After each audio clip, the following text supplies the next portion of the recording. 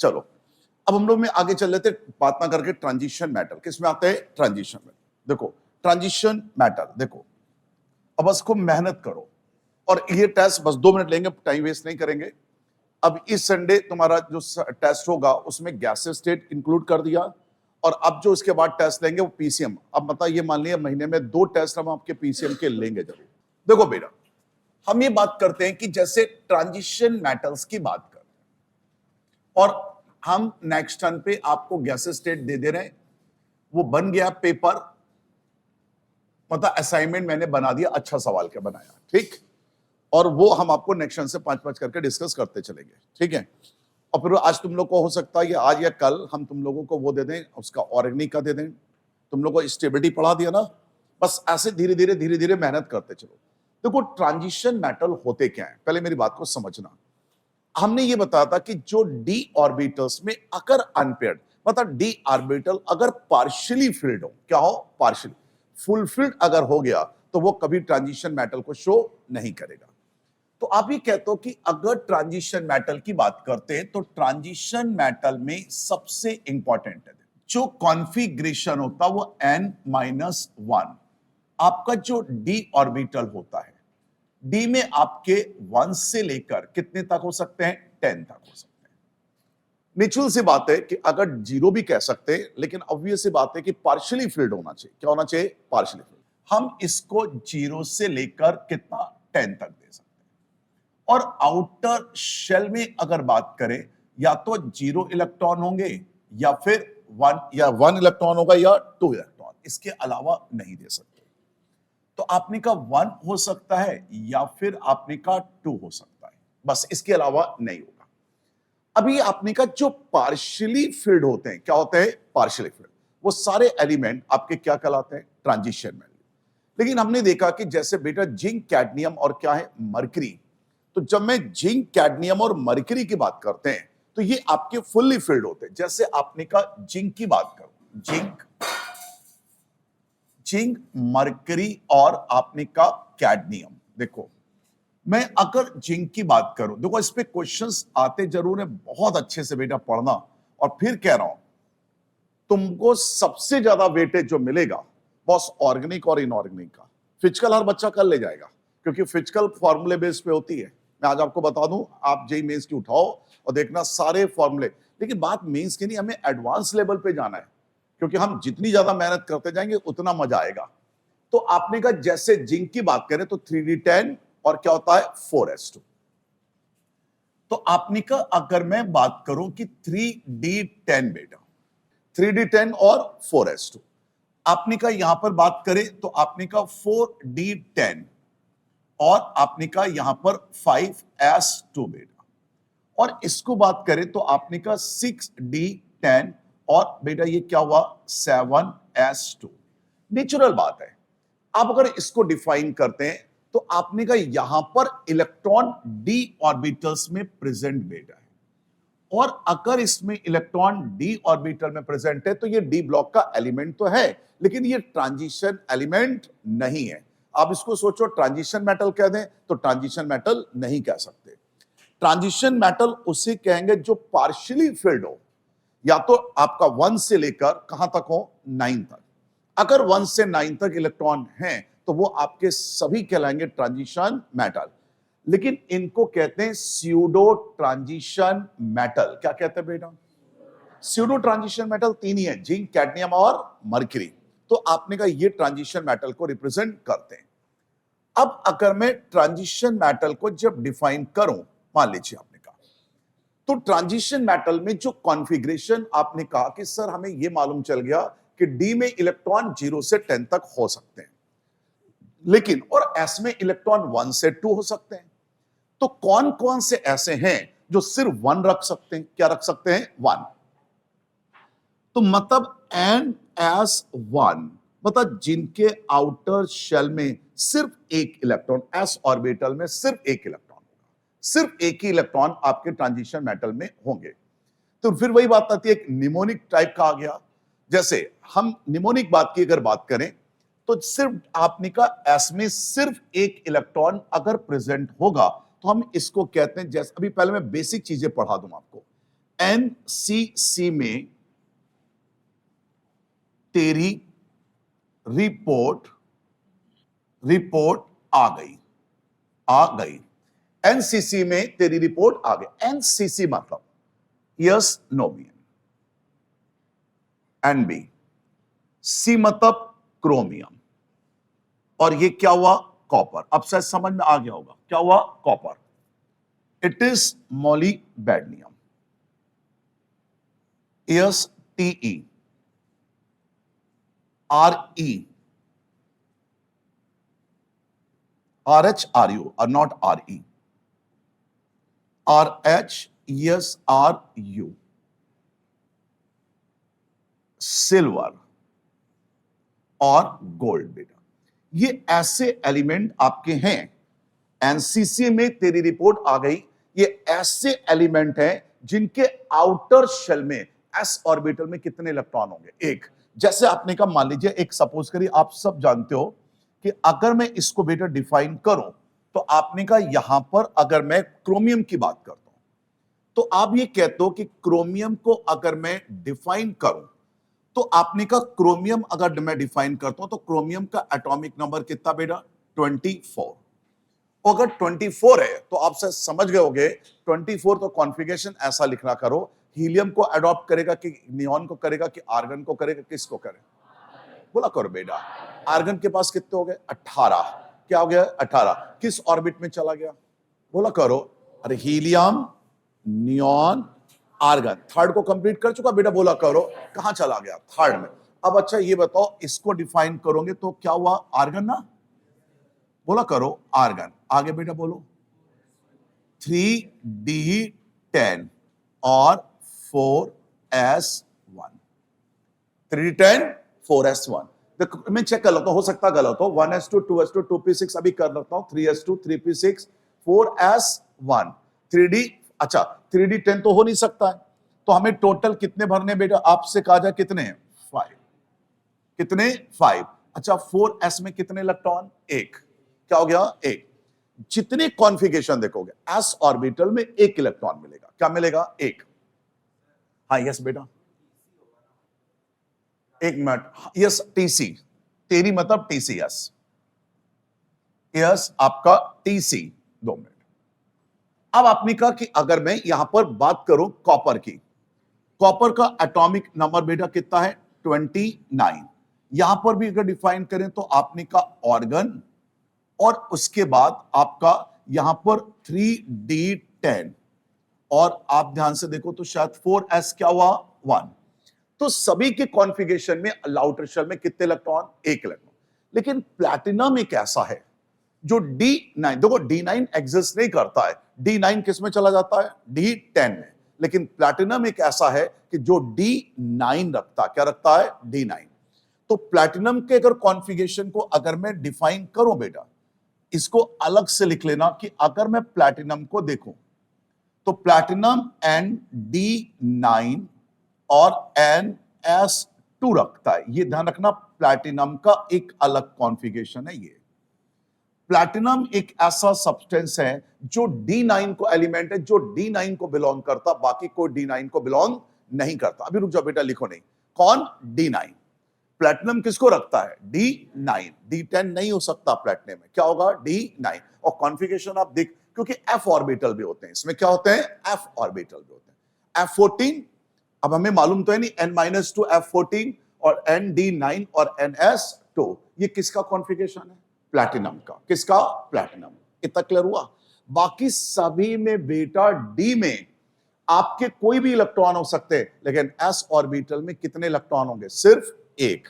ये ऐसे पूरे एलिमेंट है जो सिर्फ एक इलेक्ट्रॉन को बिलोंग करेंगे। और D9 सिर्फ कौन रखेगा? प्लैटिनम। कौन रखेगा? प्लैटिनम। अब इसी में देखिए पूछते हैं, अभी मैं धीरे धीरे आगे की ओर बढ़ता चलूंगा। अब आते हैं उसके मेल्टिंग पॉइंट्स पर। किस पर आते हैं? मेल्टिंग पॉइंट्स पर।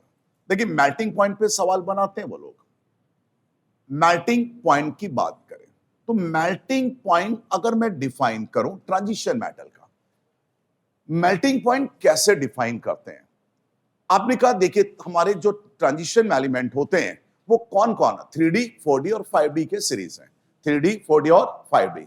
तो मेल्टिंग पॉइंट अगर मैं बात करूं, जैसे 3D सीरीज की बात करूं, यस 3D की सीरीज की बात करें, आप सब जानते हो कि जैसे आपने पढ़ा हो, science teacher very cruel, yes मांगे फीस, कोई नहीं क्यों जाने।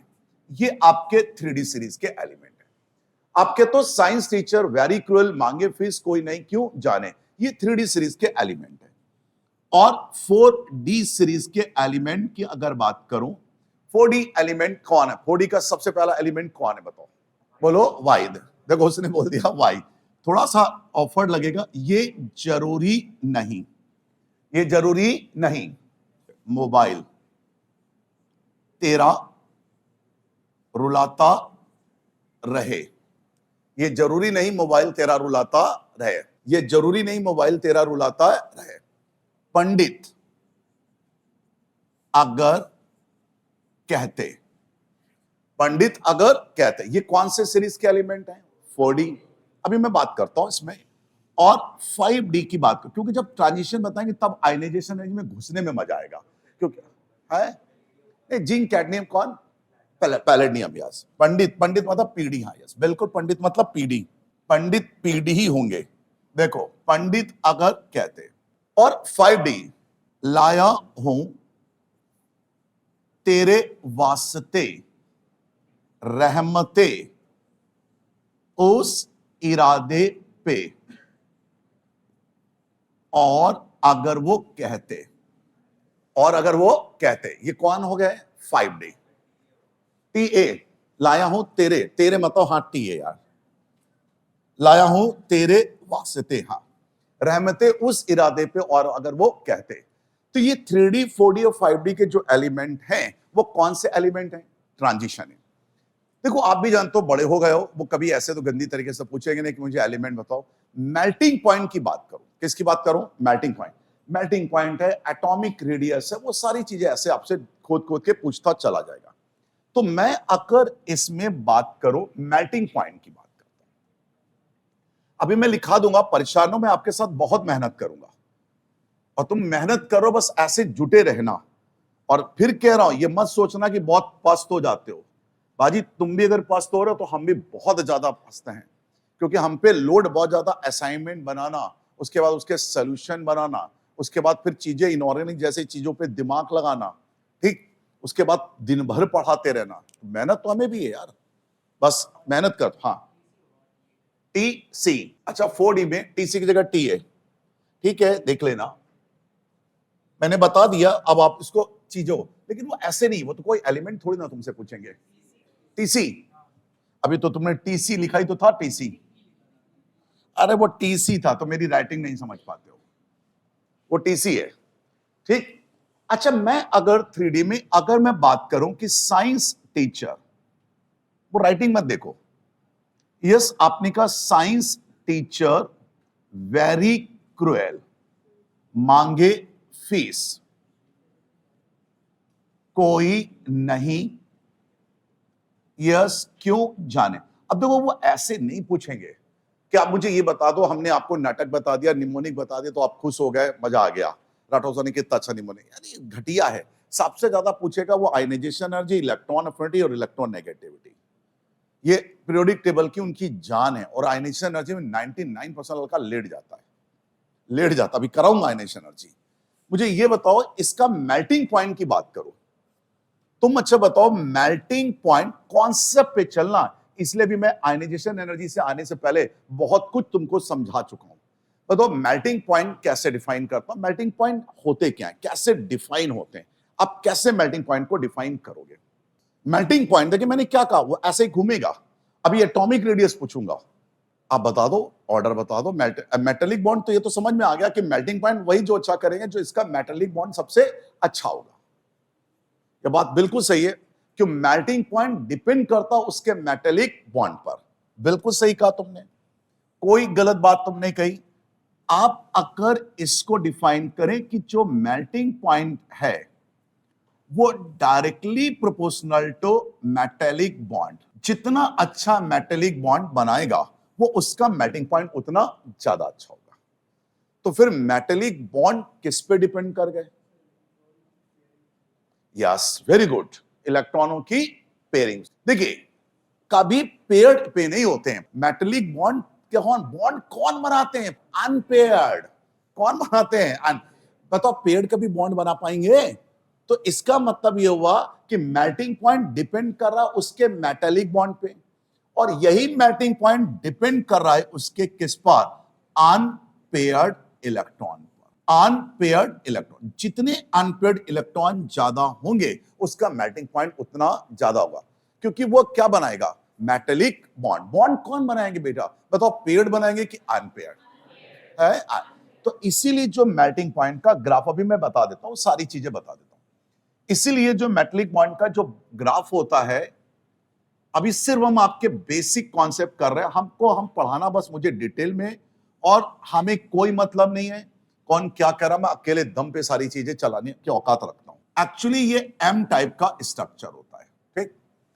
अब अगर मैं इसको डिफाइन करें, ये मेल्टिंग पॉइंट का ऑर्डर होता है। मेल्टिंग पॉइंट, आपने कहा साइंस टीचर वेरी क्रूएल, ये क्रोमियम तक जाता है, एमन डाउन हो गया, मांगे फेस, कोई नहीं क्यों जाने, वो ये ऑर्डर होता है। ये आपके होते हैं मेल्टिंग पॉइंट के ऑर्डर होते हैं, किसके? इन 3D सीरीज में कोई भी हो। आप कहोगे कैसे, हम आपकी बात कैसे मान लें? अब तो मुझे बताना जरा। आपने कहा साइंस टीचर, अगर इस कैडमियम की बात करें तो आपने कहा इस कैडमियम का, अच्छा बताओ, science teacher, yes, S G, sorry, बताओ इसका एटॉमिक नंबर कितना है? बोला करो 21।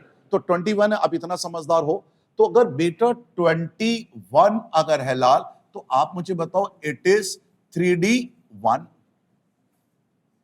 3D कितना होगा? 1। इतना तो समझदार हो कि 3D क्या होगा? 1, और आउटर शेल की ऑर्बिट को ले रहे। अब बताओ, अगर 3D1 है तो इसमें एक अनपेयर्ड इलेक्ट्रॉन है, एक अनपेयर्ड यस इलेक्ट्रॉन है। इतना क्लियर? और इसमें अगर साइंस टीचर, आपने कहा, अगर मैं बात करूं तो आपने कहा साइंस टीचर मतलब इट इज 22। आपने क्या कहा? 3D2 बेटा। और अगर 3D2 है तो इसमें बेटा दो अनपेयर्ड इलेक्ट्रॉन है। तो अनपेयर्ड इलेक्ट्रॉन अगर बढ़ेंगे तो मेल्टिंग पॉइंट भी क्या होगा? बढ़ेगा। क्रोमियम चेक कर लीजिए। आपने कहा क्रोमियम, अब चेक कर लीजिए, क्रोमियम इज 24 बेटा। अच्छा, 24 अगर आ गया तो 3D5 और क्या 4s1। 3D5 और 4s1। पहले बताओ, इतना क्लियर हुआ? अच्छा, जैसे मैंने ये कहा कि नंबर ऑफ अनपेयर्ड इलेक्ट्रॉन बढ़ रहे हैं तो नेचुरल सी बात है मेल्टिंग पॉइंट क्या हुआ? बढ़ा। लेकिन अगर मैं मैग्नीज को डिफाइन करूं, जैसे मैग्नीज अगर मैं डिफाइन करूं, मैग्नीज इज 25, और मैग्नीज अगर 25 है तो 3D5 और 4s2। 3D5 और क्या हो गया? 4s2। 3D5 और 4s। तो यार हमें ये नहीं समझ में आया। अच्छा, आयरन तो समझ में आ गया होगा, आयरन करके दिखाएं। आयरन में नंबर ऑफ पेयर्ड इलेक्ट्रॉन क्या होंगे? ज्यादा, अनपेयर्ड इलेक्ट्रॉन कम। तो मैग्नीज में ऐसा क्या हो गया कि एकदम से मेल्टिंग पॉइंट उसका डिक्रीज कर गया। कहां अनपेयर्ड इलेक्ट्रॉन कम हो गया? 3D में 5 इलेक्ट्रॉन है भाई साहब, तो अगर 4s में कम है तो इतना डिक्रीज कर जाएगा? नहीं, ऐसा नहीं है बेटा। देखो, आपको रीजन बताएं। ये जैसे क्रोमियम हो गया और ये Mn हो गया, ठीक।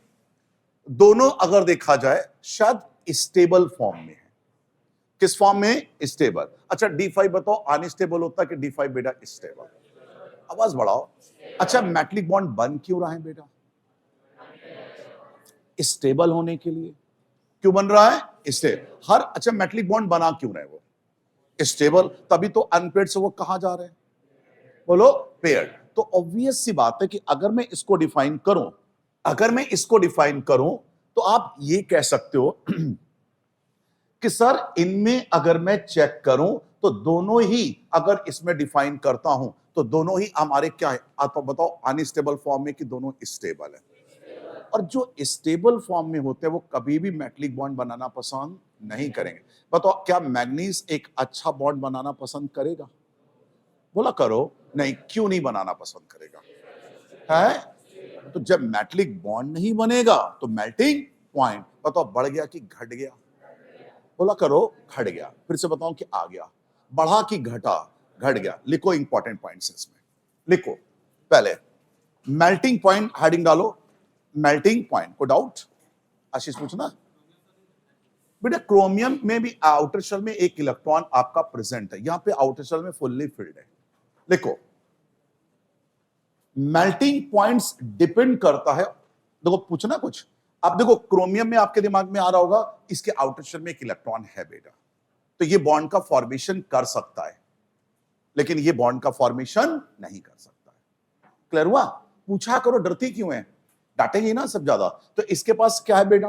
अनपेयर्ड, और इसके बाद क्या है? पेयर्ड। तो ये मेटलिक बॉन्ड बना सकता है, लेकिन ये मेटलिक बॉन्ड नहीं बना सकता। लिखो मेल्टिंग पॉइंट ट्रांजिशन एलिमेंट के डिपेंड करते हैं, मेल्टिंग पॉइंट ट्रांजिशन एलिमेंट के डिपेंड करते हैं उसके मेटेलिक कैरेक्टर पे। मेल्टिंग पॉइंट डिपेंड करते हैं ट्रांजिशन एलिमेंट के उसके मेटेलिक कैरेक्टर पे। आ गया? जितना अच्छा मेटल का फॉर्मेशन होगा, जितना अच्छा मेटल का फॉर्मेशन होगा, कोई डाउट? जितना अच्छा मेटल का फॉर्मेशन होगा उसका मेल्टिंग पॉइंट भी उतना ज्यादा होगा। जितना अच्छा मेटल का फॉर्मेशन होगा, या मेटलिक बॉन्ड का फॉर्मेशन लिखो ज्यादा अच्छा, जितना अच्छा मेटलिक बॉन्ड का फॉर्मेशन होगा उसका मेल्टिंग पॉइंट भी उतना ज्यादा होगा। लिखो बेटा, जितने ज्यादा नंबर ऑफ अनपेयर्ड इलेक्ट्रॉन होंगे, जितने ज्यादा नंबर ऑफ अनपेयर्ड इलेक्ट्रॉन होंगे, जितने ज्यादा नंबर ऑफ अनपेयर्ड इलेक्ट्रॉन होंगे उसके मेटलिक बॉन्ड के फॉर्मेशन की प्रोबेबिलिटी उतनी ज्यादा होगी। उसके मेटलिक बॉन्ड के फॉर्मेशन की प्रोबेबिलिटी उतनी ज्यादा होगी। नहीं, थोड़ा सा नीचे आयरन, थोड़ा सा, यस, उनके बॉन्ड के फॉर्मेशन की प्रोबेबिलिटी सबसे ज्यादा होगी। ठीक, अब लिख लेना रिमार्क करके बेटा, मैग्नीज का मेल्टिंग पॉइंट इसलिए कम होता है क्योंकि उसके डी ऑर्बिटल स्टेबल होते हैं, क्योंकि उसके डी ऑर्बिटल स्टेबल होते हैं, उसके डी ऑर्बिटल स्टेबल होते हैं। डी ऑर्बिटल बेटा क्या होते हैं? स्टेबल होते हैं, क्योंकि हाफ फील्ड को रिप्रेजेंट करता है, जिसके कारण वो एक अच्छे बॉन्ड का फॉर्मेशन नहीं कर पाता है, जिसके कारण वो एक अच्छे बॉन्ड का फॉर्मेशन नहीं कर पाता है, वो एक अच्छे बॉन्ड का फॉर्मेशन नहीं कर पाता है। बेटा कोई कंफ्यूजन तो नहीं? देखो क्रोमियम और मैग्नीज में कोई कंफ्यूजन तो नहीं? क्रोमियम बॉन्ड बना सकता है क्योंकि उसके पास क्या है? बोला करो, आउटर शेल में क्या है? अनपेयर्ड। लेकिन बेटा मैग्नीज नहीं बना सकता क्योंकि आउटर शेल में उसके पास अनपेयर्ड इलेक्ट्रॉन नहीं है। क्लियर हुआ? को डाउट? अब बाद में नोट करना बेटा, है ना? देखो अब इसको बाद में बेटा नोट करना। देखो अब हम लोग आगे की ओर बढ़ रहे हैं। देखिए अब आपने का, अगर मैं इसकी बात करूं आगे की ओर, क्योंकि अब हमें आयनाइजेशन एनर्जी में धीरे धीरे आने की कोशिश करूंगा मैं। अब आता हूं सिस्टम के एटॉमिक रेडियस पर।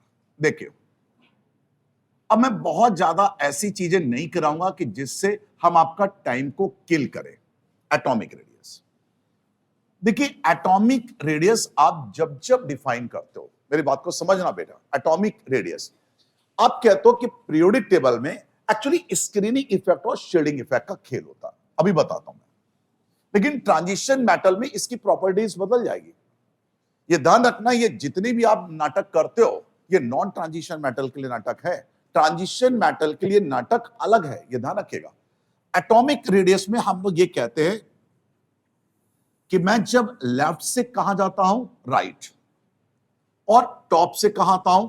बॉटम पे, तो नेचुरल सी बात है कि जेड इफेक्टिव इसका इंक्रीज करता है और जेड इफेक्टिव इंक्रीज करेगा तो इसका साइज डिक्रीज कर जाएगा। और अगर मैं बात करूं टॉप से बॉटम आने पर तो जेड इफेक्टिव इसका डिक्रीज करता है, तो इसका साइज क्या करता है? इंक्रीज करता है। साइज क्या करता है? इंक्रीज। तो एक्चुअली जेड इफेक्टिव है क्या? किसे कहते हैं जेड इफेक्टिव? तो मैं अगर बेटा जेड इफेक्टिव की अगर बात करूं तो हम ये कहते हैं कि किसी भी एटम का जो न्यूक्लियस बेटा है वो उसके आउटर शेल के इलेक्ट्रॉन को जिस फोर्स ऑफ अट्रैक्शन से अपनी ओर अट्रैक्ट करता है, हम उसी को कहते हैं जेड इफेक्टिव। क्या कहते हैं? Z effective. तो नेचुरल सी बात है, अगर मैं बात करूं कि जेड इफेक्टिव की बात करूं तो आपने कहा कि न्यूक्लियस और आउटर शेल के बीच जो लगने वाले फोर्स ऑफ अट्रैक्शन को क्या कहते हैं? हम जेड इफेक्टिव। और जेड इफेक्टिव को ओवरकम कौन करता है? स्क्रीनिंग इफेक्ट या शील्डिंग इफेक्ट। मैं बताने को निकालने को मैं निकालना सिखा दूंगा, लेकिन टाइम वेस्ट मत करना, ठीक ना? वो कभी निकालने के लिए कहते हैं, आपको सीधा मैं बता देता हूं कि कैसे स्क्रीनिंग इफेक्ट होता, कैसे इसको हम ध्यान से चेक करेंगे। अब जरा समझिएगा, जैसे देखो अगर आपको लगे कि नहीं राठौर सर बता दो, मैं तुरंत बता दूंगा, निकालना भी सिखा दूंगा। आपने कहा अगर मैं स्क्रीनिंग इफेक्ट की बात करूं, अब आप इसमें अगर स्क्रीनिंग, देखिए स्क्रीनिंग इफेक्ट होता क्या है और शील्डिंग इफेक्ट क्या होता है। देखिए अगर मैं स्क्रीनिंग इफेक्ट मैं या शील्डिंग इफेक्ट की बात करता हूं कि what is the screening effect या शील्डिंग इफेक्ट, तो आपको एक बात बता दें कि जैसे सपोज करो, आप ऐसे देखो, पहले मेरी बात को समझना। जैसे मैं हूं, मैं अपने सपोज करो हम अपनी खिड़की पे बैठे हैं, मेरा दोस्त सामने वाली खिड़की पे बैठा हो, हम दोनों एक दूसरे से बातें कर रहे हैं। चाइल्डहुड में मतलब बचपन में हम लोग बातें कर रहे हैं, नेचुरल बात है। तो हम लोग के बीच में फोर्स ऑफ अट्रैक्शन क्या है? बढ़ रहा है, क्योंकि मैं हूं, मेरा क्या है? दोस्त है। तो इफेक्टिव न्यूक्लियर चार्ज क्या हुआ? ज्यादा। जैसे मैं न्यूक्लियस हूं और मेरा दोस्त अगर मेरी खिड़की के सामने बैठा है तो वो आउटर शेल का इलेक्ट्रॉन है, तो मेरे और मेरे दोस्त में फोर्स ऑफ अट्रैक्शन क्या हुआ? ज्यादा। यही पर्दा जो इफेक्टिव न्यूक्लियर चार्ज को क्या करता है? कम। उसी को कहते हैं हम क्या? स्क्रीनिंग इफेक्ट या शील्डिंग इफेक्ट। तो बताओ मेरे और मेरे दोस्त में फोर्स ऑफ अट्रैक्शन बढ़ गया कि ना के बराबर हो गया? ना के बराबर। तो स्क्रीनिंग का मतलब क्या है? हम अगर स्क्रीनिंग की अगर बात करें तो आप ये कहते हो कि किसी भी एटम के, बाजी बहुत इंपॉर्टेंट चीज पढ़ लो, ध्यान देना, आप किसी भी एटम के न्यूक्लियस और आउटर शेल के बीच जो इलेक्ट्रॉन है, आप इस पे जो आपका हुआ उसको कहते हैं हम जेड इफेक्टिव 1। अब आप समझ गए होंगे कि न्यूक्लियस और आउटर शेल के बीच लगने वाले फोर्स ऑफ अट्रैक्शन को क्या कहते हैं? हम जेड इफेक्टिव। आपने कहा जेड इफेक्टिव 1। आपने कहा हम एक एटम और बना लें, निकाल सकते हैं, लेकिन टाइम वेस्ट मत करना। अगर तुम्हें कहोगे कि राठौर सर निकाल के दिखा दो कितना जेड इफेक्टिव लग रहा है, मैं वो भी बता दूंगा। आपने कहा अगर मैं यहां पर एक फर्स्ट ऑर्बिट कह दूं और इससे और इस इलेक्ट्रॉन के बीच की डिस्टेंस को आपने कहा यहां पर जेड इफेक्टिव 2 कह दूं, तो जो अंदर के सेल के जो इलेक्ट्रॉन्स बेटा हैं, ये इलेक्ट्रॉन, तो मुझे यह समझ में आ गया कि सर कहीं ना कहीं इन इलेक्ट्रॉन और इस इनर शेल और आउटर शेल के इलेक्ट्रॉन के बीच में अगर ध्यान से देखा जाए तो शायद, ध्यान से देखो, रिपल्शन लग रहा है। क्या लग रहा है? रिपल्शन। तो आउटर शेल और अंदर शेल के इलेक्ट्रॉन में जो रिपल्शन लग रहा है, क्या लग रहा है? रिपल्शन। उसी रिपल्शन को क्या नाम दिया है? स्क्रीनिंग इफेक्ट या शील्डिंग इफेक्ट। क्या बोला बेटा? बोलो। तो हम इसी रिपल्शन को बेटा कहते हैं क्या? स्क्रीनिंग इफेक्ट, स्क्रीनिंग इफेक्ट, या क्या कहते हैं हम? Shielding effect. तो हमें यह समझ में आ गया कि sir screening effect effective nuclear charge को कम करेगा, बस इफेक्टिव न्यूक्लियर चार्ज को कम करेगा। अब जैसे आपने कहा, मान लीजिए अगर हम इसको डिफाइन करें बेटा, अगर मान लो हम ये ले लें, अब आपने कहा अगर ये न्यूक्लियस है, ये आपने कहा 1 ऑर्बिट, ये आपने कहा 2 ऑर्बिट, ठीक? तो इसके और इसके बीच में जो इलेक्ट्रॉन के बीच में जो फोर्स ऑफ अट्रैक्शन लग रहा है विच इज जेड इफेक्टिव 3। बेटा बहुत कायदे से पढ़ना कि जेड इफेक्टिव क्या हुआ 3। तो मैं अगर इसमें देखूं तो आपने कहा सर यहां पर मान लीजिए इलेक्ट्रॉन आपके ये हैं और यहां पर भी इलेक्ट्रॉन बेटा है, यस इलेक्ट्रॉन है। तो आप पहले से अगर ध्यान से देखो तो हम कह सकते हैं यहां पर इसका रिपल्शन और बढ़ गया। तो इसका मतलब यह हुआ कि पूरे प्रोसेस में अगर देखा जाए कि अगर शेल बढ़ रहा है, कोई नाटक नहीं है, सिंपल सी बात है, अगर क्या बढ़ रहा है शेल, तो स्क्रीनिंग बहुत तेजी से क्या करेगा बढ़ेगा। जैसे जैसे क्या बढ़ेंगे नंबर ऑफ शेल, तो स्क्रीनिंग बहुत तेजी से क्या करेगा बढ़ेगा। तो आपने कहा अगर मैं बात करूं कि सर नंबर ऑफ शेल, अगर नंबर ऑफ शेल अगर बढ़ेंगे तो आप बिल्कुल कह सकते हो कि उसका स्क्रीनिंग क्या करेगा बढ़ेगा। और स्क्रीनिंग बढ़ेगा तो नेचुरल बात है उसका जेड इफेक्टिव क्या करेगा घटेगा। क्या होगा घटेगा। और जेड इफेक्टिव अगर घटा तो आपको समझ में आ गया होगा कि सर एटम का जो साइज होगा वो क्या करेगा बढ़ेगा। लेकिन जब आप लेफ्ट से राइट जाते हो, लेफ्ट से कहां जाते हो राइट, तो शेल सेम होते हैं। शेल क्या होते हैं सेम। तो स्क्रीनिंग उतना ज्यादा फर्क नहीं पड़ता है, क्योंकि जब शेल सेम होते हैं तो स्क्रीनिंग बहुत स्लाइटली चेंज करता है। क्या करता है स्लाइटली। तो अगर मैं बात करूं स्क्रीनिंग सबसे ज्यादा, अच्छा मैं जेड इफेक्टिव की बात करूं इन तीनों में, तो आपने कहा अगर मैं इसको 1 बोल दूं, एक मिनट बेटा, इसको मैं 1 बोल दूं और इसको 2 बोल दूं और इसको 3 बोल दूं, अब समझते हुए चलना जरा।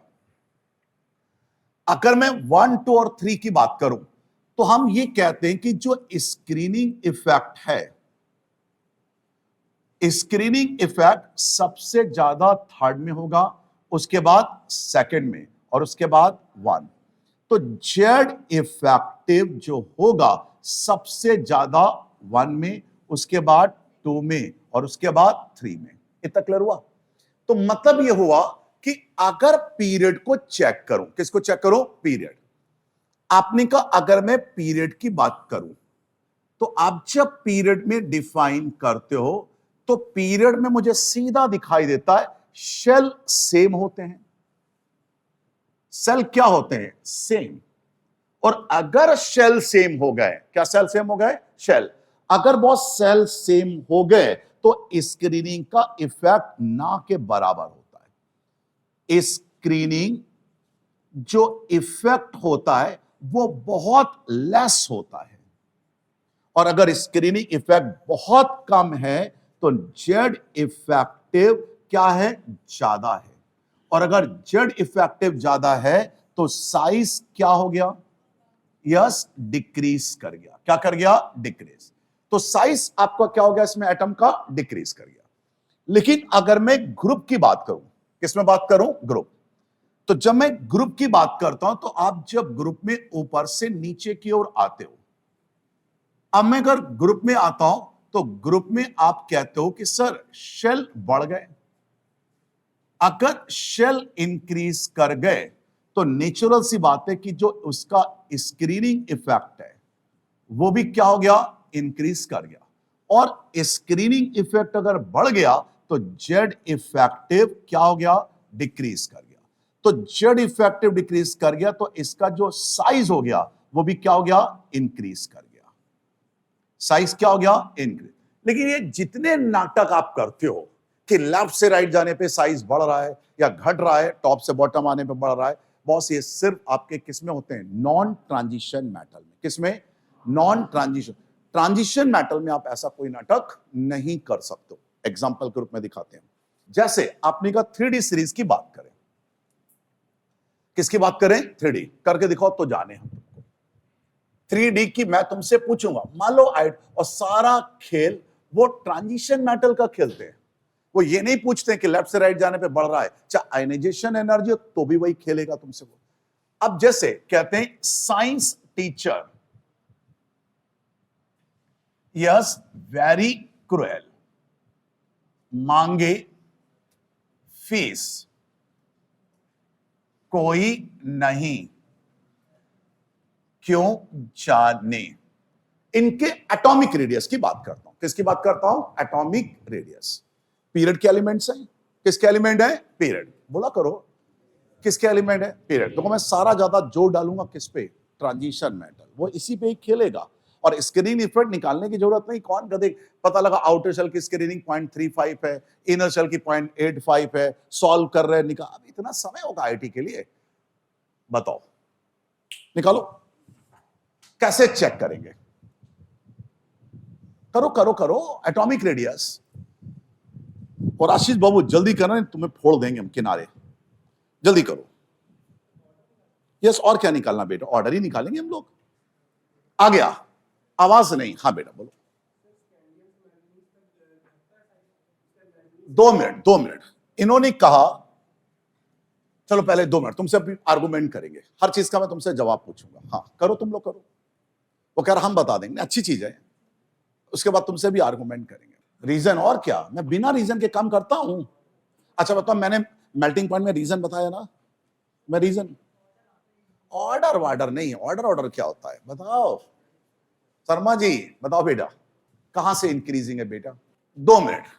इस कैडमियम से मैग्नीज तक आप अगर जा रहे हो, अगर आप ये कहते हो कि लेफ्ट से कहां जा रहे हो? राइट, तो आपने कहा इनका साइज डिक्रीज कर रहा है। डिक्रीज कर रहा है, लिख दिया। हर चीज का जवाब है। आगे बेटा, उसके बाद इंक्रीज कर गया। यस, उसके बाद आपने कहा इंक्रीज। हो सकता आप सही बोल रहे हो, हो सकता आप गलत बोल रहे हो। देखिए मैंने कहा एटॉमिक रेडियस की जान क्या है? Atomic radius, ionization energy, electron affinity और इलेक्ट्रॉनिक। और वो बेटा लेफ्ट से राइट जाने पे बढ़ना और टॉप से बॉटम आने पे घटना साइज, ये सब किसके लिए बेटा बोलो? ट्रांजिशन मेटल की नॉन। और थोड़ा सुबह मेहनत कर लो, ज्यादा नहीं। अगर जब विंटर चालू होंगे तो हम सुबह की क्लासेस बंद कर देंगे। अभी आप जब तक झेल पा रहे हो झेलो, जैसे विंटर आएगा हम कुछ ना कुछ एडजस्ट कर देंगे, ठीक? तब तक हमारा कोर्स बहुत का पढ़ा चुके हैं यार। Gases state 1, atomic structure 2, oxidation reduction 3, और केमिकल बॉन्डिंग 4, आइसोमर्स 5, प्रेडिक्टेबल चल रहा है 6, और उधर बम्पर क्या चल रही? ऑर्गेनिक। यस बिल्कुल सही उसने कहा। उसने ये कहा कि सर एमएन तक साइज डिक्रीज करता है, लेकिन ये जो 3 एलिमेंट्स आपके हैं इनके साइज सेम होते, नियरली सेम होते। साइज क्या होते हैं? सेम। साइज नियरली क्या होते हैं? सेम। और उसके बाद फिर इनका जो साइज होता है वो इंक्रीज करता है। चलो तुम्हें कम से कम नॉलेज है। साइज क्या करता है? इंक्रीज करता। अब आपने कहा ऐसा क्यों? कोई तो लॉजिक होगा कि लेफ्ट से राइट जाने पे साइज डिक्रीज। और सारा खेल मैं बार बार कह रहा हूं किसका है? ट्रांजिशन मेटल का। एक्चुअली जब आप साइज डिक्रीज क्यों करा, देखिए जरा, यहां पर जेड इफेक्टिव बढ़ गया बेटा। जेड इफेक्टिव बढ़ा। क्या बढ़ा? Z effective. Clear? Z effective बढ़ेगा, उसमें कोई कहने वाली बात नहीं है। एटॉमिक नंबर बढ़ेंगे तो जेड इफेक्टिव भी क्या होगा? बढ़ेगा। लेकिन यहां साइज क्यों सेम हो गया? कोई तो लॉजिक होगा। यहां जेड इफेक्टिव इसलिए बढ़ा, कहीं ना कहीं यहां पर अनपेयर्ड इलेक्ट्रॉन्स मिल गए। क्या मिल गए? Unpaired electron. क्लियर? अब इनके साइज को क्यों हम लोगों ने सेम कहा? क्योंकि यहां इलेक्ट्रॉन और इलेक्ट्रॉन में क्या स्टार्ट हो गया? रिपल्शन। क्या स्टार्ट हो गया? रिपल्शन।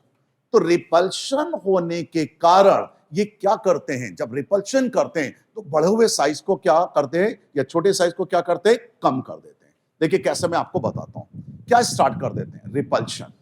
कायदा ये कहता है कि जब मैं लेफ्ट से कहां जाता हूं? राइट, तो जेड इफेक्टिव क्या हो रहा है? बढ़ रहा है। और जेड इफेक्टिव बढ़ रहा है तो साइज क्या होना चाहिए? छोटा। लेकिन इलेक्ट्रॉन इलेक्ट्रॉन में क्या स्टार्ट हो गए? रिपल्शन। और रिपल्शन होने के कारण वो क्या करेंगे? साइज को थोड़ा बढ़ा देते हैं। देखिए कैसे। आपने कहा अगर मैं इस कैडमियम की बात करूं तो आपने कहा सर 3D1 बेटा, कोई डाउट? एक अनपेयर्ड इलेक्ट्रॉन है। और यहां पर मैं अगर इसकी बात करूं, और बहुत अच्छे से पढ़ते चलना, इसका एक क्वेश्चंस मिलेगा जरूर। 3D क्या हुआ? तो इतना क्लियर हो गया। और Mn आपने कहा ऑलरेडी हम पढ़ चुके हैं, Mn भी कैरी कर चुके हैं। मैं आयरन की बात कर रहा हूं। अब किस में बात कर रहा हूं? आयरन की। आयरन का एटॉमिक नंबर कितना है बेटा? 26।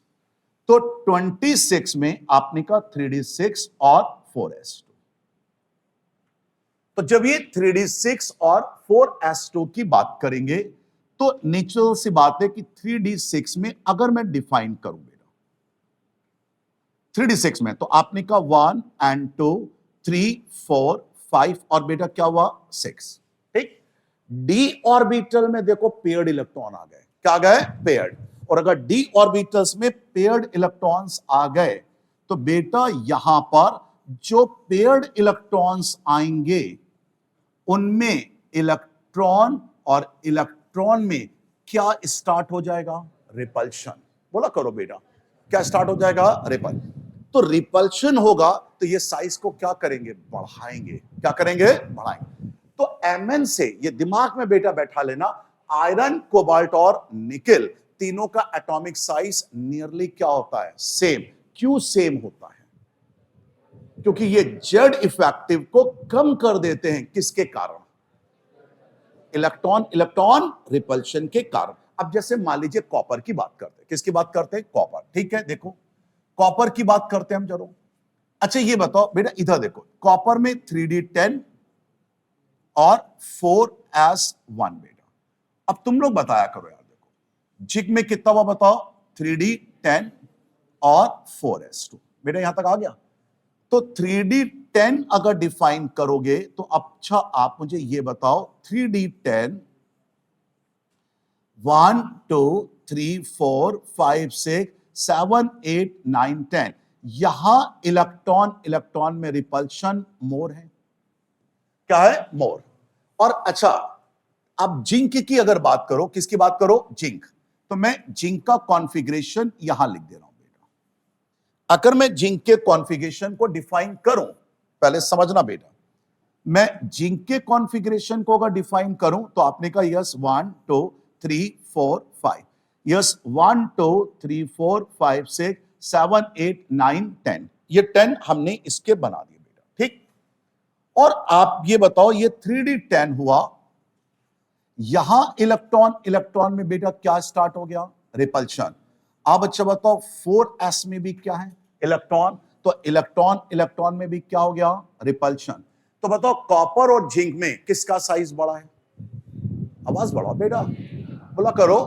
तो सारा खेल किस में बदल रहा है बेटा? ट्रांजिशन मेटल में। किस में बदल रहा है? ट्रांजिशन।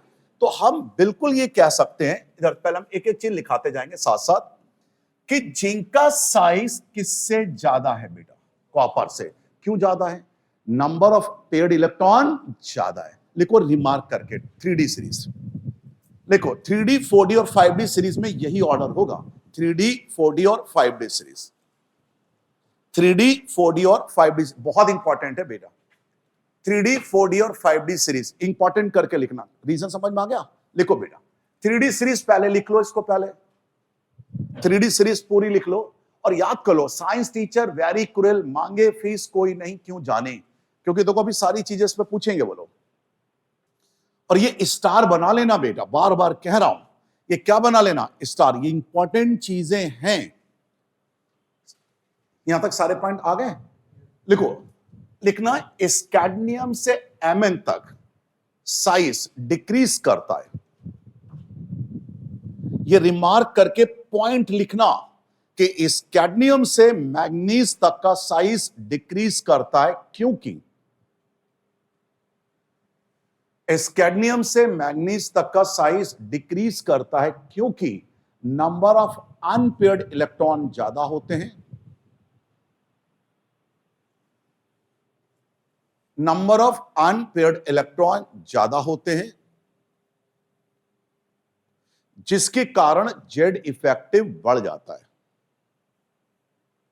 जेड इफेक्टिव बढ़ जाता है, अंडरलाइन करना, जेड इफेक्टिव बढ़ जाता है और साइज छोटा हो जाता है, और साइज छोटा हो जाता है, साइज छोटा हो जाता है। बेटा क्लियर हुआ? अलग से रिमार्क करके लिखना, ठीक? आयरन, कोबाल्ट और निकेल, बेटा ये अलग से लिखना, बार बार कह रहा हूं, ये सारी चीजें इंपॉर्टेंट हैं। आयरन, कोबाल्ट और निकेल, इन तीनों के साइज नियरली सेम होते हैं। इन तीनों के साइज नियरली सेम होते हैं, क्योंकि इन तीनों में इलेक्ट्रॉन इलेक्ट्रॉन रिपल्शन होता है, जिसके कारण इन तीनों में इलेक्ट्रॉन इलेक्ट्रॉन रिपल्शन होता है, जिसके कारण ये जेड इफेक्टिव को कम कर देते हैं, जेड इफेक्टिव को कम कर देते हैं, जेड इफेक्टिव को कम कर देते हैं। रीजन समझ में आ गया? जेड इफेक्टिव को कम करते हैं। बेटा यहां तक समझ में आ गया? अब नेक्स्ट रिमार्क करके लिखना कॉपर और जिंक। बेटा देखो, कॉपर और जिंक, कॉपर और जिंक का साइज इसलिए ज्यादा होता है, कॉपर और जिंक का साइज इसलिए ज्यादा होता है क्योंकि इनमें नंबर ऑफ पेयर्ड इलेक्ट्रॉन होते हैं, क्योंकि इनमें नंबर ऑफ पेयर्ड इलेक्ट्रॉन होते हैं, क्योंकि इनमें नंबर ऑफ पेयर्ड इलेक्ट्रॉन होते हैं, जिसके कारण इनमें मैक्सिमम रिपल्शन होता है, इनमें मैक्सिमम रिपल्शन होता है। मैक्सिमम क्या होता है? रिपल्शन, जिसके कारण इनके साइज तेजी से बढ़ते हैं, इनके साइज तेजी से बढ़ते हैं और जेड इफेक्टिव कम हो जाता है, और जेड इफेक्टिव कम हो जाता है। बेटा पहले बताओ, यहां तक आ गया? जेड इफेक्टिव कम हो जाते हैं। अब जरा एक ही चीज, सारा खेल किस में बदल रहा है? आवाज बढ़ाओ बेटा। लेफ्ट से राइट जाने पे साइज बढ़ना घटना, ये सब किसके लिए है बेटा? आवाज बढ़ाओ। लेकिन ट्रांजिशन मेटल में कभी ऐसी बात हम लोग नहीं करेंगे। कोई डाउट? फिर से बताऊं कि आ गया? कुछ पूछना? अब आते हैं हम लोग, जैसे अब इसी में बात करते हैं कि जैसे आपने अभी पढ़ा, इधर ध्यान से समझना बेटा। आपने कहा सीधी बात, 3D की बात करते हैं, 3D की बात करते हैं। आप क्या तो साइंस टीचर, बेटा बातचीत नहीं। यस आपने कहा वेरी क्रूएल, यस मांगे फीस, कोई नहीं, यस आपने कहा क्यों जाने, मान लो ऐसे देते हैं, ठीक? ये 3D सीरीज है। और 4D सीरीज की बात करें, ये जरूरी नहीं, मोबाइल तेरा रुलाता रहे, पंडित अगर कहते, ठीक? अब ध्यान से समझना एक एक चीज को। और 5D सीरीज की बात करें, किसकी बात करें? 5D। यस आपने कहा लाया हूं तेरे वास्ते, रहमते उस इरादे पे, और अगर वो कहते, हम जान गए जिंक, कैडमियम और मरकरी, जिंक, कैडमियम और मरकरी। पहले बताओ, इतना क्लियर हुआ? अच्छा एक बात बताओ, अब मैं अगर इसमें बात करूं तो ध्यान से पहले मेरी बात को सुनना। अगर इनमें एटॉमिक रेडियस की बात करूं तो मैं ये जानता हूं कि आप जब ऊपर से नीचे आते हो, ऊपर से कहां आते हो? नीचे। सब पढ़े भी हो गए, कोई नई चीज नहीं पढ़ा रहा। आप जब ऊपर से नीचे आ रहे हो तो नंबर ऑफ शेल कम हो रहे कि नंबर ऑफ शेल बढ़ रहे हैं? बोलो। तो साइज क्या होगा? बढ़ेगा। अच्छा, शेल के बढ़ने से तेजी से कौन बढ़ेगा?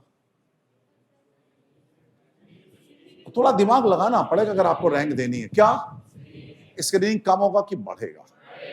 अगर स्क्रीनिंग बढ़ेगा तो जेड इफेक्टिव।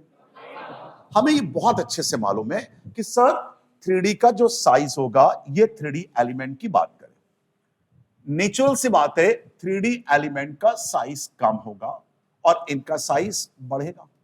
कि ये अगर मैं इसको डिफाइन करूं तो साइज ऊपर से नीचे आने पे क्या हो रहा है, बढ़ रहा है।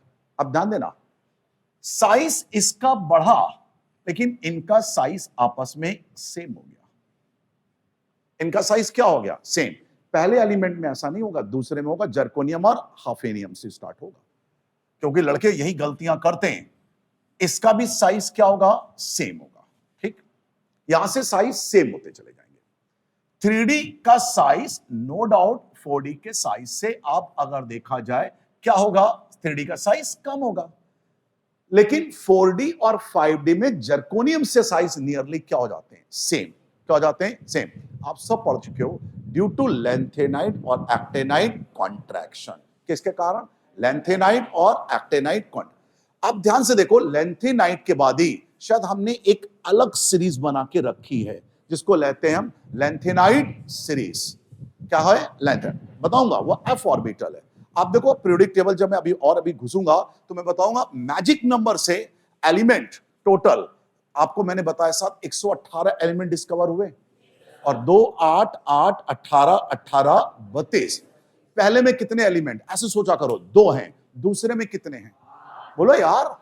तीसरे में, चौथे में है, पांचवें में होने कितने चाहिए थे, 18। बताओ 6 में, आवाज बढ़ाओ। 32 नहीं मिले, कितने मिले, 18। क्या मिले, 18। और 18 जो मिले, उसके बाद 18 के बाद इन्होंने देखा कि यार 14 एलिमेंट बच गए। कितने एलिमेंट, 14। उन्होंने लेंथेनाइट के बाद जो 14 एलिमेंट थे उनको अलग सीरीज बना के रख दी।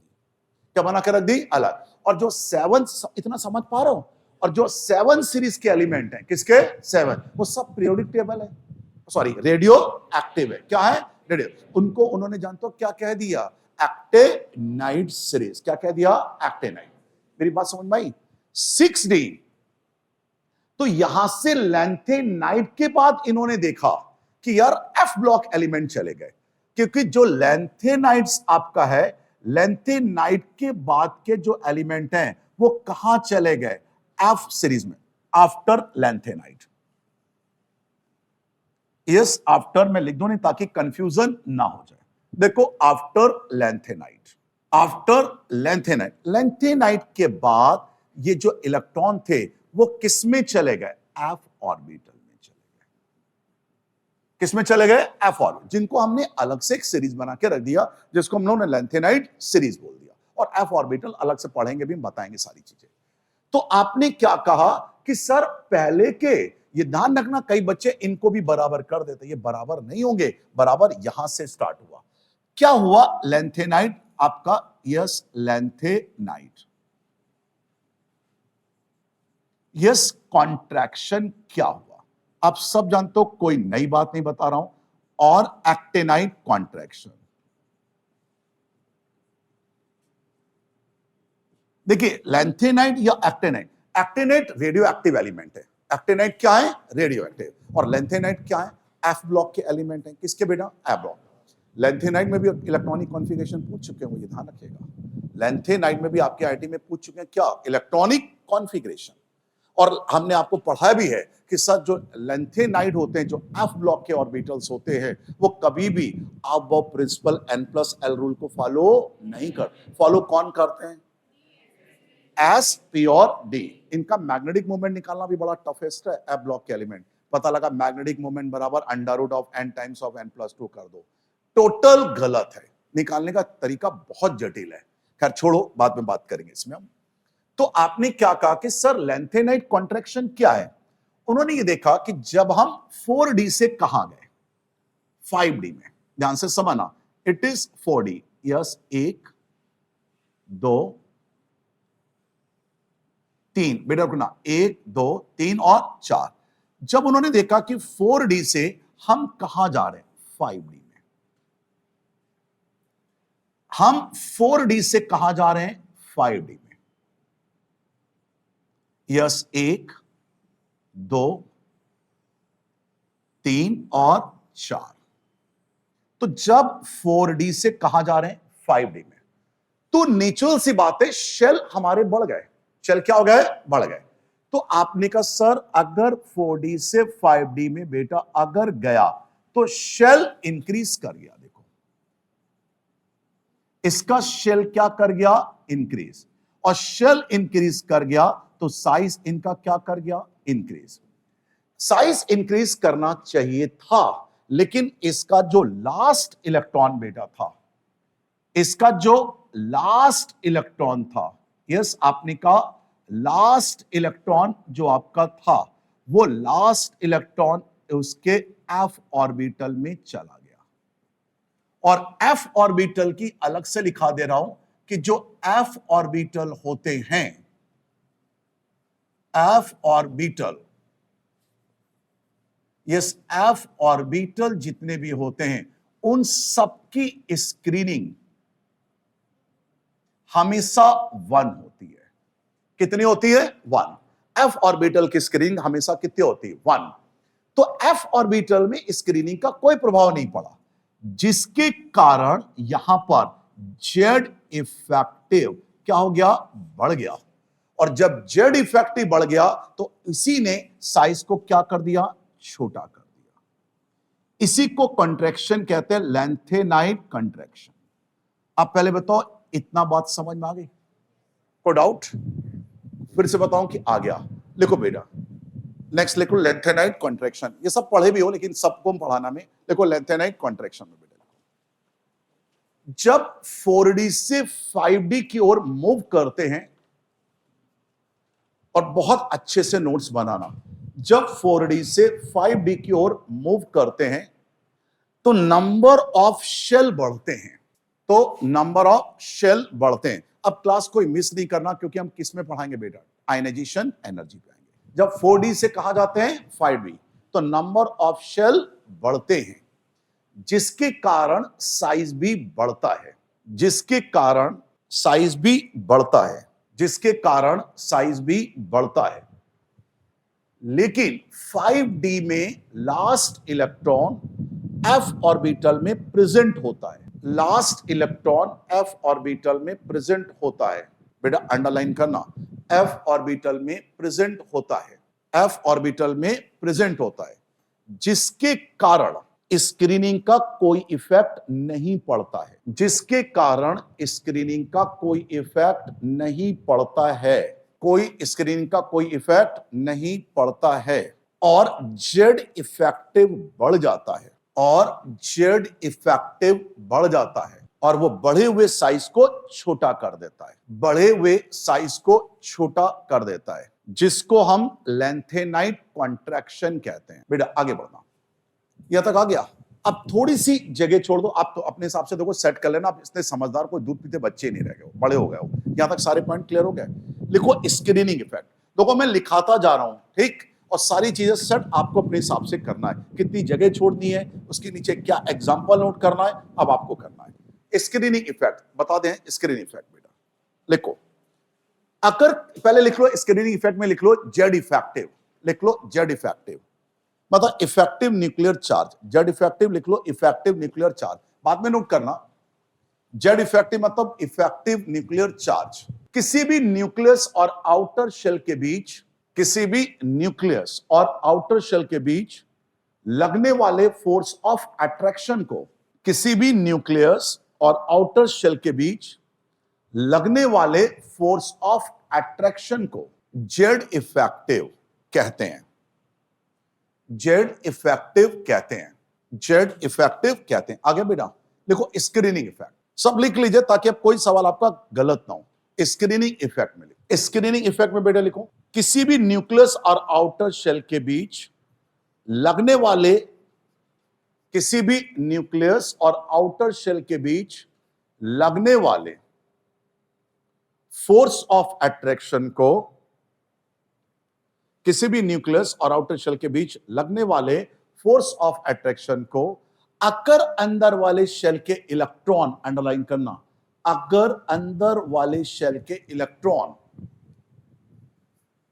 अंदर वाले शेल के इलेक्ट्रॉन अगर रिपल्शन के कारण कम करते हैं, किसी भी न्यूक्लियस और आउटर शेल के बीच लगने वाले फोर्स ऑफ अट्रैक्शन को अगर इनर शेल मतलब अंदर शेल के इलेक्ट्रॉन रिपल्शन के कारण अगर कम करते हैं, तो उन्हें ही हम स्क्रीनिंग इफेक्ट या शील्डिंग इफेक्ट कहते हैं। स्क्रीनिंग इफेक्ट या शील्डिंग इफेक्ट कहते हैं। स्क्रीनिंग इफेक्ट या शील्डिंग इफेक्ट कहते हैं। स्क्रीनिंग इफेक्ट या क्या कहते हैं हम? Shielding effect. नेक्स्ट लिखो बॉस। स्क्रीनिंग इफेक्ट तेजी से या ग्रेजुअली इंक्रीज करता है नंबर ऑफ शेल पे के इंक्रीज होने पे। लिख लो, अगर नंबर ऑफ शेल तेजी से बढ़ेंगे तो स्क्रीनिंग इफेक्ट भी तेजी से बढ़ेगा। अगर नंबर ऑफ शेल तेजी से बढ़ेंगे तो स्क्रीनिंग इफेक्ट भी तेजी से बढ़ेगा और वो जेड इफेक्टिव को कम कर देगा। जेड इफेक्टिव को क्या कर देगा? कम कर देगा। कोई डाउट? यहां तक सारे पॉइंट समझ में आ गए? कोई डाउट, कोई कंफ्यूजन आ गया? अब आते हैं, जैसे आपने एटॉमिक रेडियस की बात कर ली कि हम एटॉमिक रेडियस कैसे देखते हैं, चीजों को डिफाइन कर लिया। अब आगे की ओर बढ़ते हैं। आपने कहा एटॉमिक रेडियस, इधर ध्यान देना पहले मेरी बात को। क्या ट्रांजिशन मेटल में क्या लेफ्ट से राइट जाने पे बढ़ना घटना के एस पे डिपेंड करेगा? क्या चीज है? नंबर ऑफ अगर पेयर्ड इलेक्ट्रॉन बढ़ गए तो इफेक्टिव न्यूक्लियर चार्ज बढ़ेगा कि कम हो जाएगा? मैंने क्या बोला? ट्रांजिशन मेटल में अगर नंबर ऑफ क्या बढ़ गए, सुनाई नहीं दिया। अगर पेयर्ड इलेक्ट्रॉन बढ़ेंगे तो साइज कम होगा कि एटम का साइज बढ़ेगा? क्या होगा? बढ़ेगा। क्या कभी ऐसे सोचोगे लेफ्ट से राइट जाने पे बढ़ेगा? बोला करो। किसके बढ़ जाने से? Number of pair. वो इलेक्ट्रॉन में क्या स्टार्ट करेगा? रिपल्शन। कोई डाउट? 3D 4D और 5D में, अब बताओ 3D और 4D में किसका साइज बड़ा है? लेकिन 4D और 5D में लेंथेनाइट के बाद कंपेयर करना, क्योंकि उसका इलेक्ट्रॉन कहां चला जाएगा? F orbital. अब देखो, जैसे बकवास सी बात करते हैं, आयनिक रेडियस की बात करते हैं। बकवास है आयनिक रेडियस। आयनिक रेडियस, इधर ध्यान देना, नहीं कुछ भी पूछ लूंगा, ध्यान देना। आयनिक रेडियस देखो, यस, आयनिक रेडियस की बात करें तो हम जानते हैं एटम इलेक्ट्रिकली क्या होता है? न्यूट्रल। तो एटॉमिक साइज हम देख चुके हैं। आपने कहा अगर मैं जनरल एक बात करूं, कोई नाटक नहीं हमें करना है, बस हमें दिमाग लगाना और सारी चीजों को हैंडल करना। सोडियम, अगर मैं सोडियम आयन में लेकर चलूंगा तो नेचुरल बात है यार, इसमें प्रोटॉन अभी भी कितने होंगे? 11। इलेक्ट्रॉन कितने होंगे? 11। यहां पर प्रोटॉन कितने होंगे? 11 और इलेक्ट्रॉन कितने होंगे? 10। तो मैं अगर तुम्हारी जगह होता तो मैं कहता कि सर यहां पर 11 पॉजिटिव 10 नेगेटिव के साथ खेल रहे हैं, इसका मतलब यहां अट्रैक्शन फोर्स ज्यादा है। यहां अट्रैक्शन फोर्स क्या है? ज्यादा है। तो मैं अगर साइज की बात करूं तो आयनिक रेडियस की अगर मैं बात करूं, घटिया सा आयनिक रेडियस, मुझे ये समझ में आ गया रेडियस कि सोडियम का आयनिक रेडियस सोडियम आयन से क्या होगा? ज्यादा होगा। ये कंफर्म हो गया। आपने कहा मैं क्लोरीन की बात करता हूं। आपने कहा अगर मैं क्लोरीन को Cl माइनस में लेकर चलूं, अब एटॉमिक रेडियस का कोई सवाल आपका गलत होना नहीं चाहिए, ध्यान रखना। क्लोरीन एटॉमिक नंबर, आपने कहा प्रोटॉन कितने हैं? 17। इलेक्ट्रॉन कितने हैं? 18। प्रोटॉन यहां कितने हैं? 17 और इलेक्ट्रॉन कितने हैं? 18। तो नेचुरल सी बात है यार, पॉजिटिव कम है और नेगेटिव ज्यादा है। तो हमें यह समझ में आ गया कि इनका जो आयनिक रेडियस अगर मैं डिफाइन करूंगा तो Cl माइनस का आयनिक रेडियस Cl से क्या हुआ? ज्यादा हुआ। तो पूरे सिस्टम को अगर मैं ध्यान से देखूं तो एक चीज पता लग गया कि ionic radius directly proportional to negative charge के हैं और inversely proportional to positive charge के। एक मिनट बेटा, पॉजिटिव चार्ज के। तो मैंने कहा ionic radius directly proportional to किसके है? नेगेटिव चार्ज, और इनवर्सली प्रोपोर्शनल टू किसके? Positive charge. अब जैसे बेटा आपसे अगर वो कहता है कि सपोज करिए, बकवास से सवाल कहता O-2, आपने कहा C-4, यस आपने कहा यहां पर F- बेटा, आपने कहा Mg+2 और आपने कहा Na+, मान लीजिए। तो बकवास सी सीधे बात समझ में आ गया कि आयनिक रेडियस सबसे ज्यादा आपका किस में बेटा होगा? O-C-4 में, क्योंकि नेगेटिव चार्ज क्या है? ज्यादा, मतलब C-4, उसके बाद बेटा O-2 बेटा, और उसके बाद F-, और उसके बाद आपसे कहता है Na+, और उसके बाद Mg+2। ये हमने डिफाइन कर दिया आयनिक रेडियस। अब सपोज करो वो आयनिक रेडियस को बदल दे, थोड़ा सा खेल जाए। यहां तक समझ में आ गया? डायरेक्टली प्रोपोर्शनल टू किसके? नेगेटिव, क्योंकि नेगेटिव चार्ज होगा तो उसमें क्या स्टार्ट होगा? रिपल्शन। तो आपने कहा अगर मान लीजिए हम यहां पे ऐसे कहते हैं कि S-2, बीच में कोई बोलेगा नहीं बॉस, Sp-3, Cl-35 और Cl-37,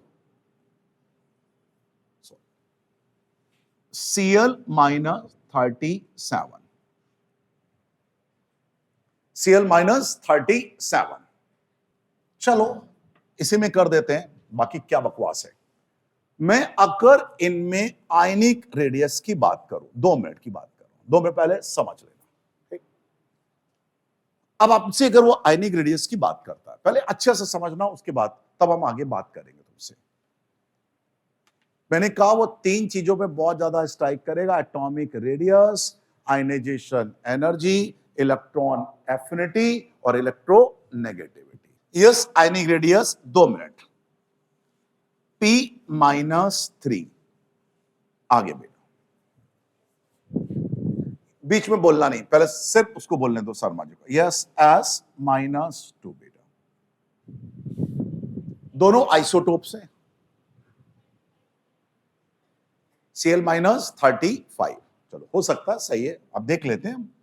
Cl-35, Cl-37, उसने ये बोला।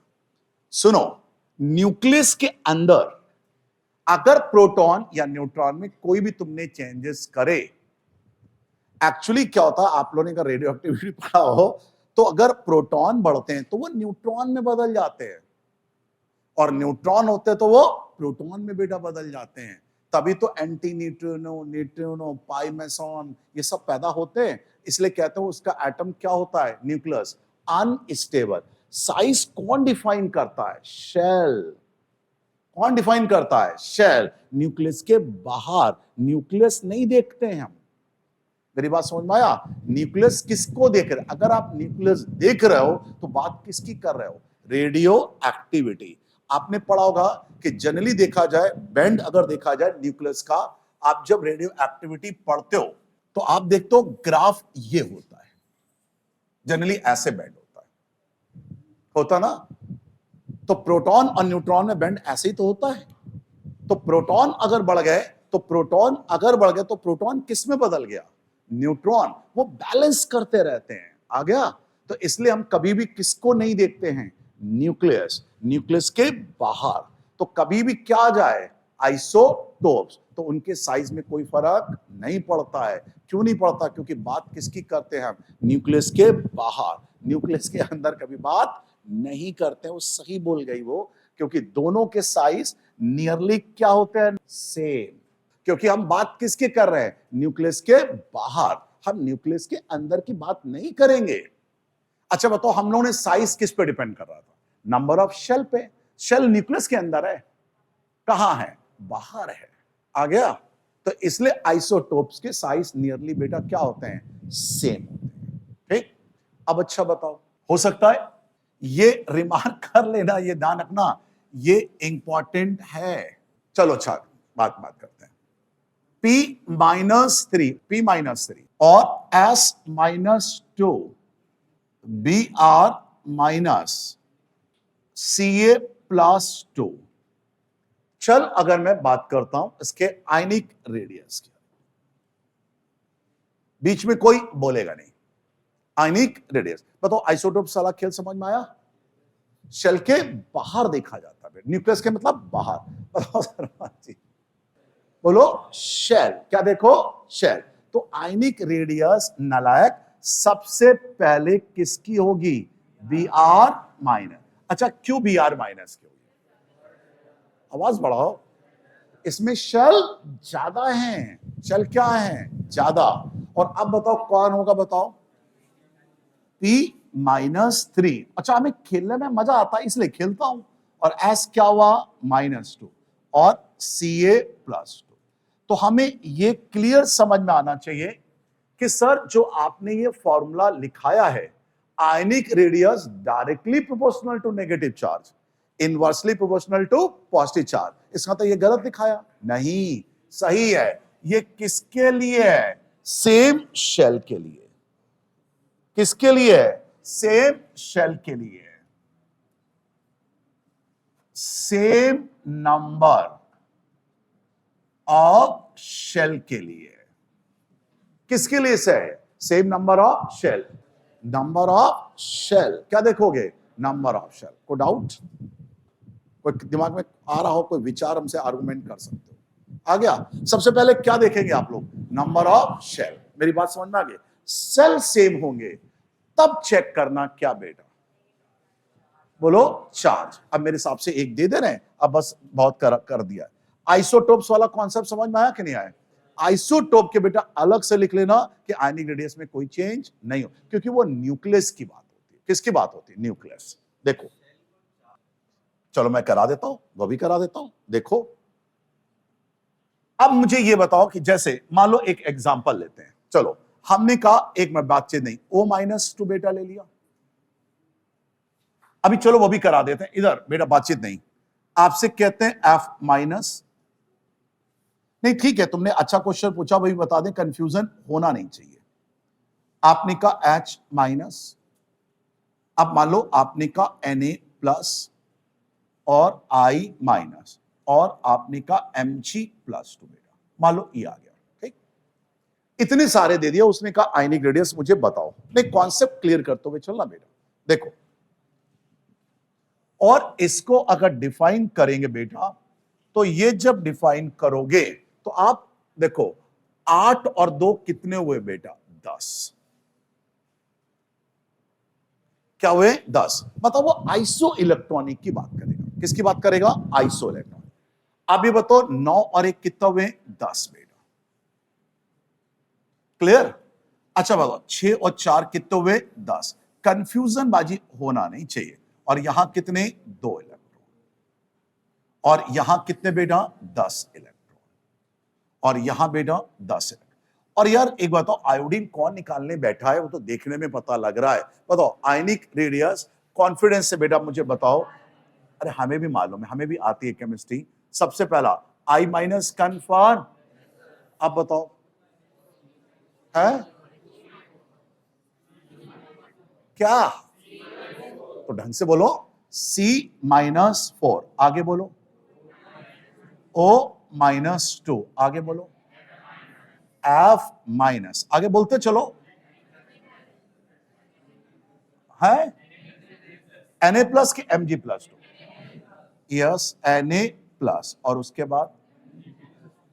उसके बाद H-। अच्छा H- को पहले दोगे कि सबसे लास्ट में? क्यों लास्ट में दिया? समझ में आ गया? सबसे पहले नंबर ऑफ शेल। और आइसोटोप से आयनिक रेडियस में कोई इफेक्ट नहीं होता है, क्योंकि वो किसका खेल होता है? न्यूक्लियस। लिख लेना। अब बाजी बहुत करा दिया, नोट कर लो। आज जितना करा है समझ में आया? और ये रिवाइज करना, मैं मेल्टिंग पॉइंट पूछ सकता हूं और आयनिक रेडियस और एटॉमिक रेडियस पूछ सकता हूं। चलो भाई।